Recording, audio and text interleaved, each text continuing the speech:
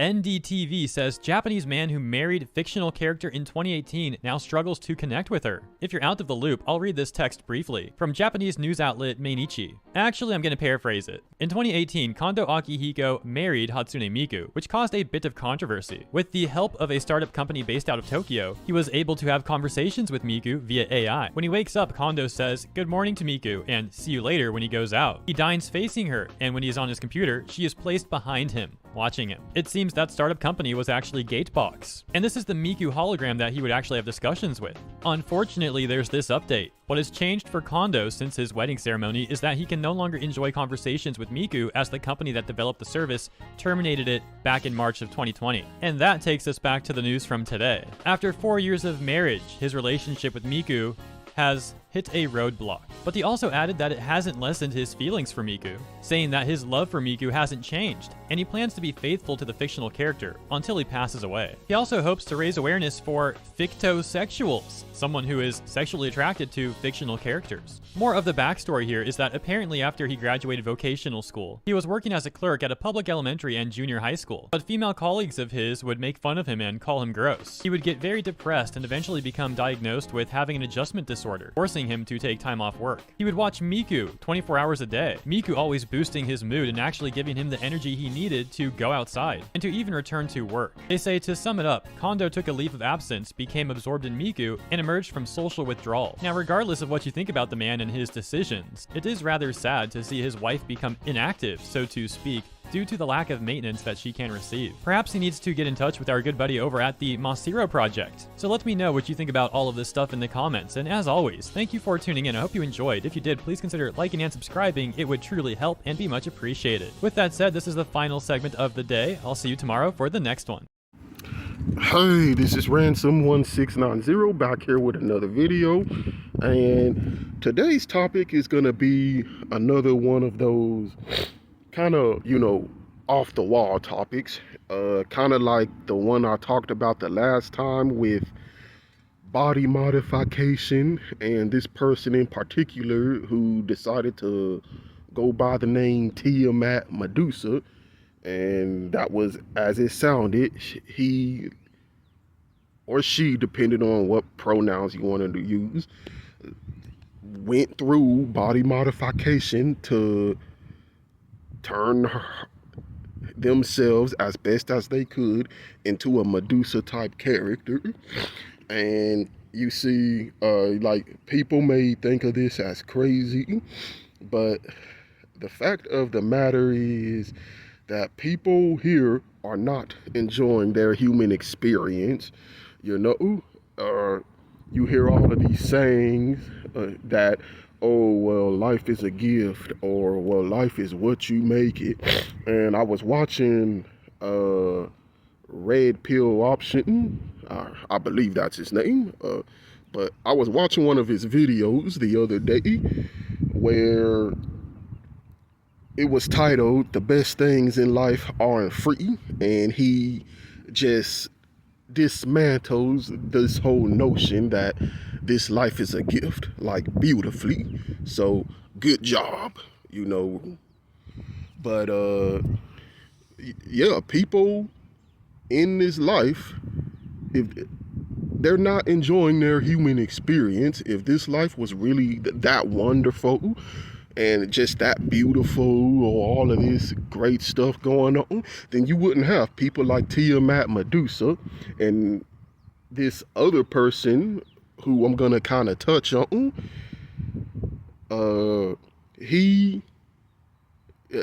As crazy as it sounds, like, this person decides to get married to a fictional character, and I guess the reasoning for that was, just years or just previous experience with being bullied in school, and then just kind of being degraded on the job by one of his female co-workers, and just, called different kinds of demeaning names, being told to drop dead, oh, you're a creep, all of this stuff, and I guess that led him to seclude himself, and he became one of those hikikomoris. He stopped going outside, and he couldn't find any kind of connection or common ground with an actual real human being. So he decided to engage in a relationship with a fictional anime character. And just a lot of us, like, when we hear stuff like that, we would just kind of think like, oh, like, this dude's crazy, he needs therapy, or something's wrong with him, which is a lot of the comments that I've been seeing. But the thing is that this is more common than what people may think it is, and think about Randy Stair, because I previously watched another documentary about him too. How, now don't get me wrong, Randy Stair was in fact a fucking psycho, so I don't want anyone to get it wrong about how I feel about him. But some of the same story, like, he just couldn't find any he just didn't feel like he could relate to anyone in this reality. So what he do? He made up a whole fucking thing where he was engaged to a female ghost girl, and all of that type of shit. And another instance where, like, this happened back in, I believe this phenomenon took place around either year 2020 or 2021, but this whole TikTok trend started to take off, called reality shifting, where people actually believe that by doing some type of meditation or counting or whatever, that they could shift their realities into fictional worlds. And you have to think, like, why are people doing this? Just, if this world is really so good, if it's really so beautiful, oh, there is a bunch of opportunities, it's what you make it, or this life is really worth living, then why are people doing this? You gotta ask yourself that question. Why would people want to take up practices like this if this life that we're living in is really so beautiful? I mean, just think about what we do here on a daily basis. You fucking, right when you become old enough, you fucking get put into the usual school district. You spend the majority of your time in school getting taught mostly useless material. And then when you fucking hit close to being 18, then you're told, oh, you gotta fucking go to work or go to college or just do all this typical bullshit. You know what they say, be a productive member of society. And this society, like, let's face it, it doesn't give a shit about the majority of us here. I mean, just remember that goddamn congestion really messing up my fucking flow and shit. Fuck. Shit be pissing me off. Hold up, y'all. But anyway, yeah, this fucking society doesn't give a shit about us. Just, I remember this story I posted earlier last year, where this crooked landlord, this fucking crooked ass landlord, fuck, man, this is pissing me off, man. Real quick, that's another bullshit thing you gotta deal with, getting fucking sick and shit. Your goddamn body always trying to fucking do you wrong and shit. Always trying to fuck you up. But back on topic, I remember that it was a video or a story that I posted last year where this person got kicked off of their property, her and her own whole family. All they shit got thrown into the garbage by this crooked landlord, and he did it right in front of their face. And then she posted how like the next door neighbors, all of them, like they was just making fun of her, and she made recent updates since then that, you know, her father supposedly had got COVID. They were, you know, just staying in nasty hotels, just and all sorts of horrific shit that no one should have to go through. So this life is beautiful, but you got stuff like that going on. So when you hear stories about people just wanting to retreat back into these fictional worlds, like, it honestly isn't that fucking surprising, because just reality, for the majority of us here, like, it's trash. Just like, let's just face it. And I remember T Sizzle made a video, I don't remember the specific name of it, but he actually says that, you know, the same thing, that reality is not only is it trash, but it's boring as fuck, you know, and that just a lot of our lives, we don't got nothing grand really going on down here. So if you look, like, take an anime, for example, like DBZ or some shit like that, then it's always something going on. It's always a story being told. But when you look at real life, like, we're not really that fucking special. It ain't really anything here we're doing that really makes us about shit, you know? I mean, unless you count all of the bullshit, suffering that we put each other through. Well, like, this reality really isn't about shit. So it's just people out there who decide that, you know, instead of trying to exist in this drab world, that they would rather, what you call it, LARP, I guess you can say, as either a fictional character or pretending to be engaged into a fictional character. Now,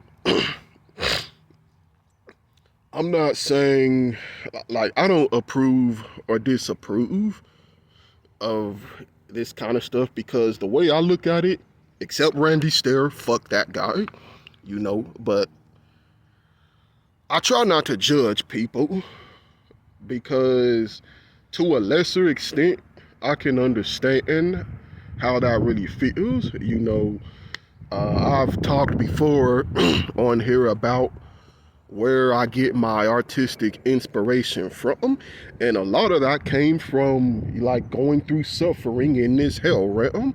Like, when I talk about how I started gravitating to the artistic movement of surrealism, you know, when you look at that, that is centered around the idea of gaining inspiration from your subconscious and from your dreams. Like, when you watch short interviews with people like Zietzloff Biksinki or H.R. Giger, like, they talk about how they get their artistic inspiration from their dreams. And so, like, you know, that's another one. I mean, you can, that to a lesser extent, but it's just people are not able to really find any kind of enjoyment in this reality. That's just the plain truth. I mean, what here, I want someone to really tell me what in this place is really worth continuing this existence for, you know, going to work, you know, fucking paying bills, and, you know, like, I know I'm kind of sounding like fucking the pointless rat race right now, but I mean, it's true. Like, what here in this reality is worth continuing existence? And I think about that a lot, man. You know, I actually think about that